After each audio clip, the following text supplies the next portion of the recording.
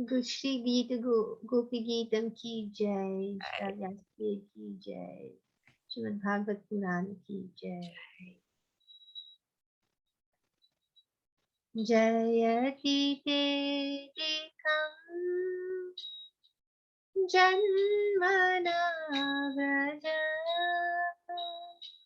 शयत इन्दिरा शाश्वतत्रयी दयति दृश्यता दिक्षुप्तावका त्वयिरितासव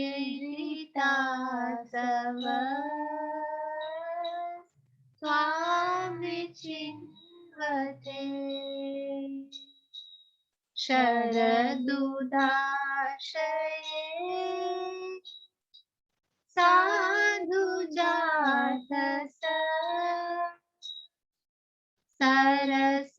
सरसिजोदर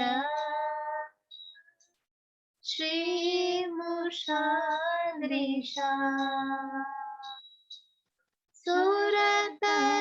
सुरतनाथकी शूलकदाशिखा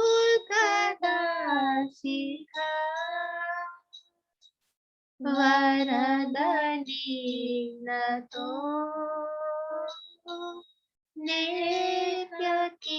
नेत्यकिंबदा विषजलाभ्यया व्यालराक्षसा वर्षमारुता वैद्युतानला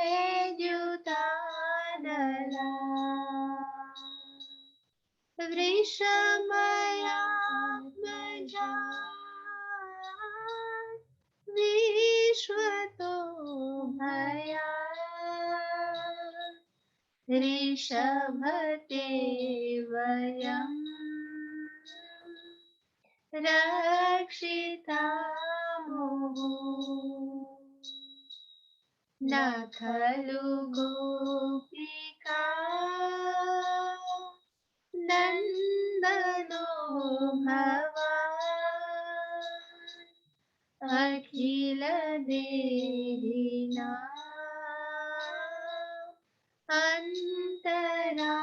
अन्तरात्मजे विखनसार्थितो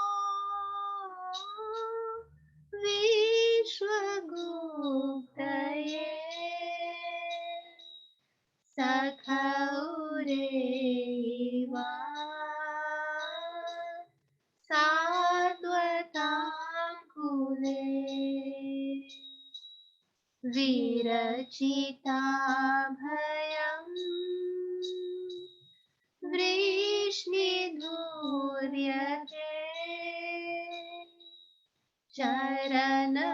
चरणमीयुषा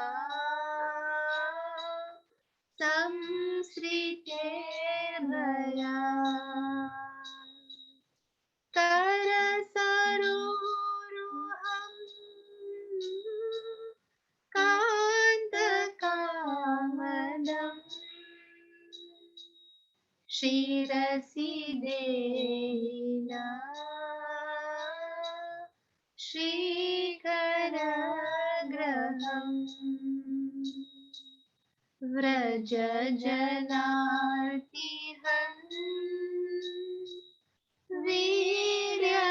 वीर्ययोषिता निजजनस्मया ध्यानसदास्मिता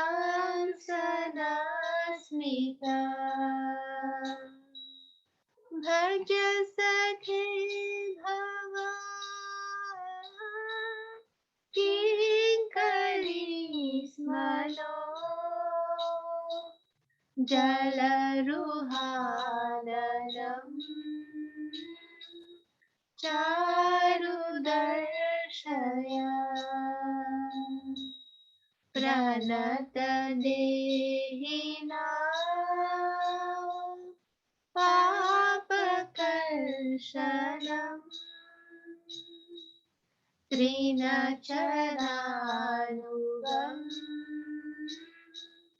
श्रीनिकेतनम् कनिफनार्पितम्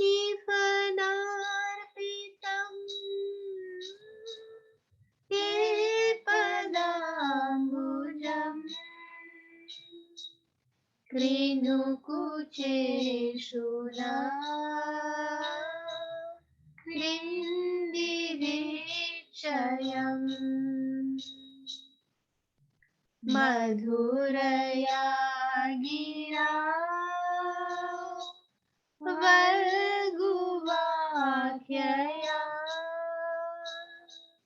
बुधमनोक्षया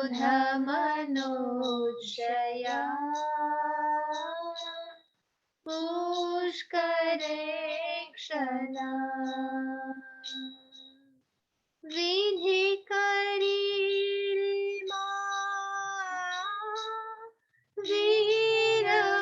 वीरमूयते अधरसिधुना ध्याययस्वना तव कथामृतम्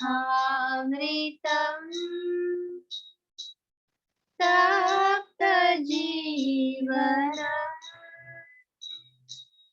कविभिरीडितम्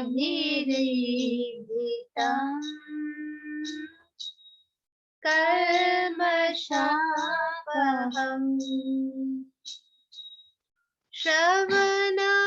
श्रवणमङ्गलम्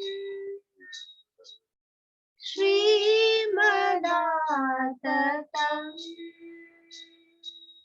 भुवि गृह्णन्ति ये भूरिदा जना प्रहसितं प्रिया प्रेमवीक्षणम् विहरणं च ते ध्यानमङ्गलम्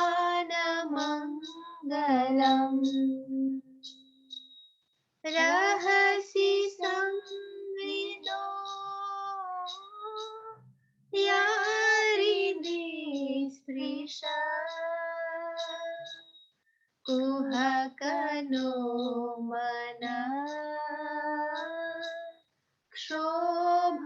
क्षोभयन्ति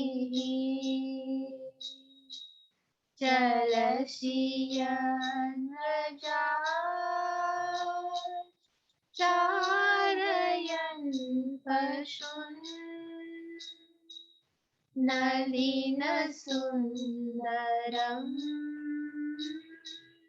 नाथ ते पदम् शीलत्रिनाथुरे सिद्धकीर्तिना कलिललामना कान्तगच्छति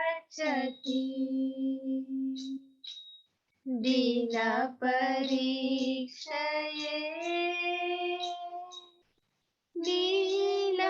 नीलकुन्तले वनरुहाननम्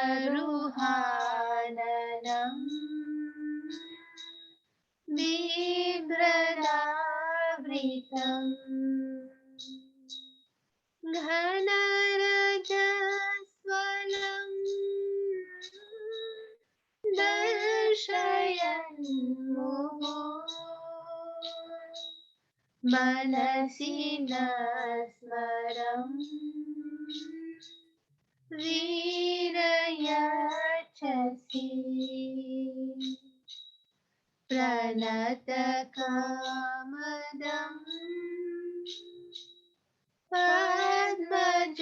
पद्मजाचितम् धरणिमण्डलम् ध्येयमाम्बरी चरण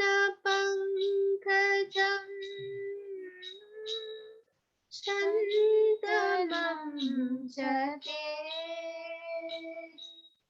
रमणनसने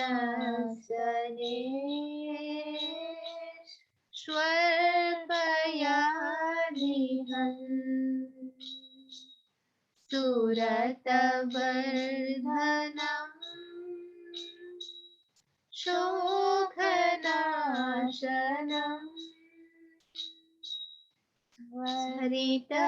हरितवेणुना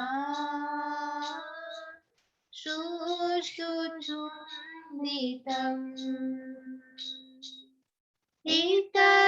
इतररामि स्म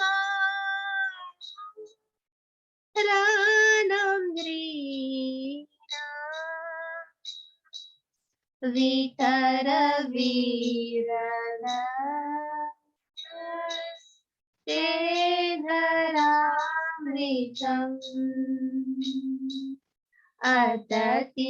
अततियद्भवा आनिकाननम् श्रुतियुगायते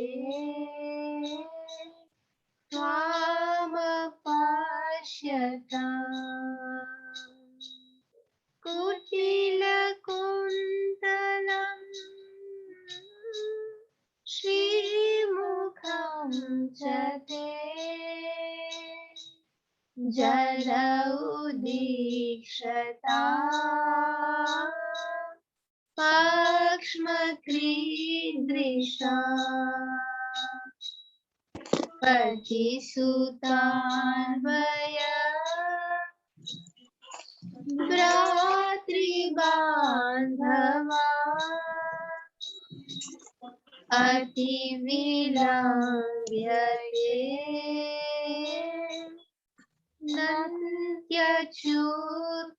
नन्त्यच्युतगाथा गतिविदस्तवो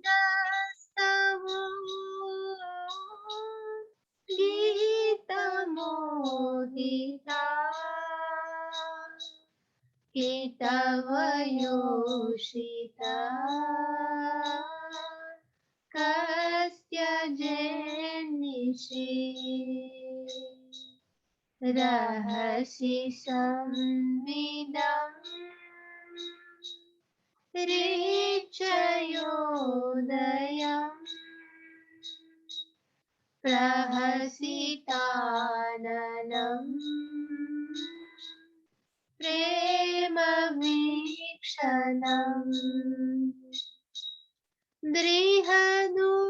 दृहदुरश्रियो वीक्ष्य धामते मुहुरतिस्पृहा मूयते मनः व्रजवनौकशा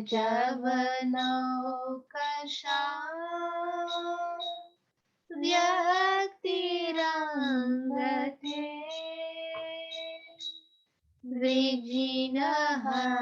द्विजिनहन्त्रलम् विश्वमङ्गलम्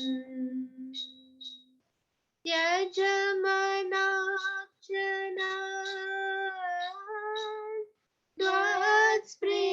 त्वत्स्पृहात्मना स्वजनहृद्रुजा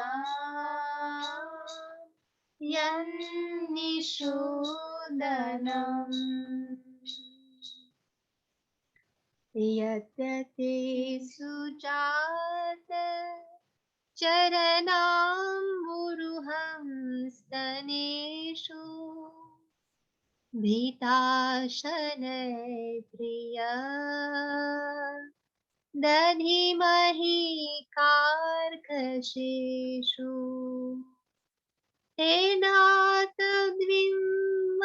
तेनातद्विमतस्थित व्यतते न किंस्वी कुर्पादिभिः भ्रमति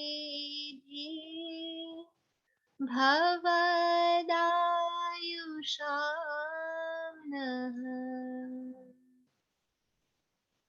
Gopi Geet ki jai, Jai. Radha Shah ki jai, Jai. Shavyas ki jai, Jai. Srimad Bhagavatam ki jai, Jai. Prabhupada ki jai, Guru Maharaj ki jai. Hare Jai. Krishna. Hare Krishna. Thank you for that, Karuna. Beautiful as ever.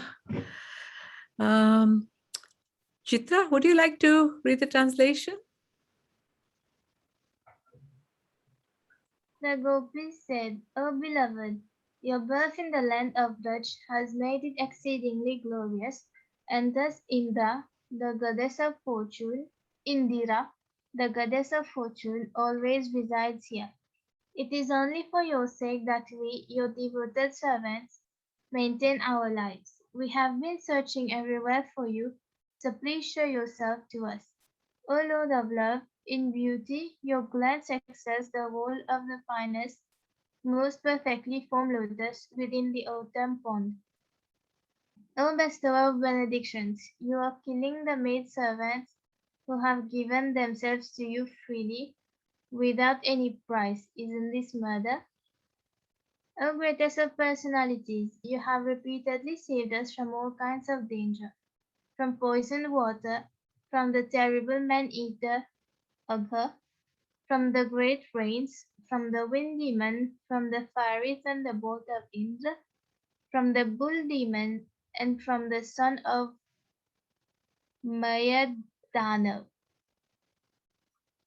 You are not actually the son of the Gopi Yashoda, O friend, but rather the indwelling witness in the hearts of all embodied souls. Because Lord Brahma prayed for you to come and protect the universe, you have now appeared in the Sadvat dynasty. O best of Vishnus, your lotus-like hand, which holds the hand of the goddess of fortune, grants fearlessness to those who approach your feet out of fear of material existence. O lover, please place that wish-fulfilling lotus hand on our heads.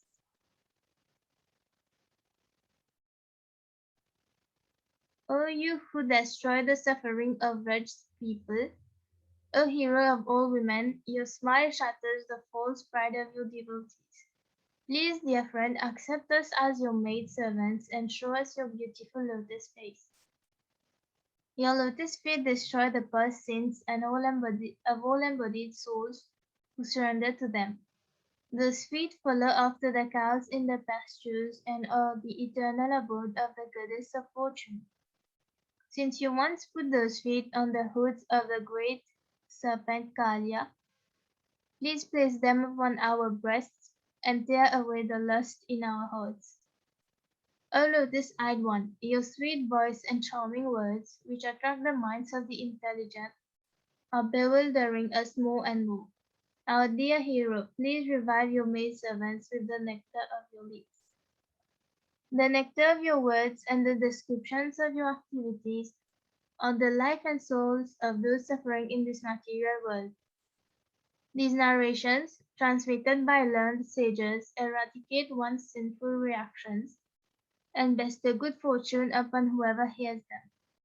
These narrations are broadcast all over the world and are filled with spiritual power. Certainly those who spread the message of Godhead are most munificent. Your smiles, your sweet loving glances, the intimate pastimes, and confidential talks enjoyed with you, all these are auspicious to meditate upon and they touch our hearts. But at the same time, O deceiver, they very much agitate our minds.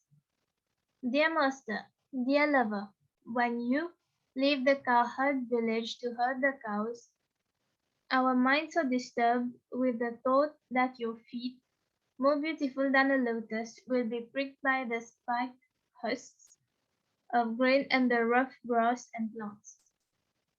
At the end of the day, you repeatedly show us your lotus face, covered with dark blue locks of hair and thickly powdered with dust.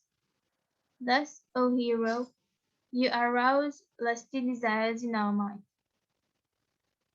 Your lotus feet, which are worshipped by Brahma, fulfill the desires of all who bow down to them. They are the ornament of the earth, they give the highest satisfaction, and in times of danger they are the appropriate object of meditation. O lover, O destroyer of anxiety, please put those lotus feet upon our breasts. O hero, kindly distribute to us the nectar of your lips, which enhances conjugal pleasure and vanquishes grief. That nectar is thoroughly relished by your vibrating flute and makes people forget any other attachment. When you go off to the forest during the day, a tiny fraction of a second becomes like a millennium for us because we cannot see you. And even when we can eagerly look upon your beautiful face, so lovely with its adornment of curly locks, our pleasure is hindered by our eyelids, which were fashioned by the foolish Creator. Dear Achyuta, you know very well why we have come here. Who but a cheater like you would abandon young women who come to see him in the middle of the night, enchanted by the loud song of his flute? Just to see you, we have completely rejected our husbands, children, ancestors, brothers, and other relatives. Our minds are repeatedly bewildered as we think of the intimate conversations we had with you in secret, feel the rise of lust in our hearts, and remember your smiling face, your loving glances, and your broad chest, the resting place of the goddess of fortune. Lest we experience the most severe hankering for you. O beloved, your all auspicious appearance vanquishes the distress of those living in Braj's forests. Our minds long for your association. Please give to us just a bit of that medicine which counteracts the disease in your devotees' hearts. O dearly beloved, your lotus feet are so soft that we place them gently on our breasts, fearing that your feet will be hurt. Our life rests only in you. Our minds, therefore, are filled with anxiety that your tender feet might be wounded by pebbles as you roam about on the forest path. Jai, thank you for that, Chitra. So this is, okay, sorry. Gopi Geet from the 10th Canto Srimad Bhagavatam. Hare Krishna Mataji. Hare Krishna, Riyansh. Where were you? We're missing you. So Mataji, I was I can't attend the last. hey, so we just Karuna has just recited the Gopi Geet. I said it's from the 10th Canto, chapter 31. It's verses 1 to 19. And the Gopis actually recited this today on Sharad Purnima Day, just before the Ras Leela, when Krishna disappeared. So Gopi Geet, Ki Jai.